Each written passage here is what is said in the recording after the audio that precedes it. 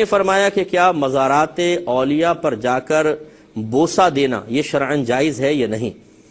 دیکھیں، ہمارے اکابرین نے اس سے منع فرمایا ہے، کوئی برا نہ مانے، لیکن خود میں مثال دے دیتا ہوں کہ جن کو لوگ اس حوالے سے خاص طور پہ مانتے ہیں، اعلیٰ حضرت امام اہل سنت احمد رضا خان صاحب نے یہ واضح طور پہ فتاوی رضویہ میں لکھا ہے کہ صاحب قبر کی قبر کو چومنا بے ادبی ہے۔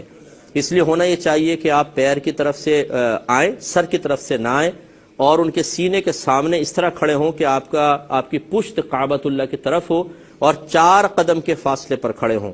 آپ نے جو قرآن وغیرہ پڑھنا ہے پڑھیں، اس کے بعد اللہ تبارک و تعالیٰ کی بارگاہ میں دعا فرمائیں، ان بزرگ کو اصالہ ثواب کرنا چاہیں اصالہ ثواب کریں، اور اس کے بعد بس پھر آپ باہر نکل آئیں۔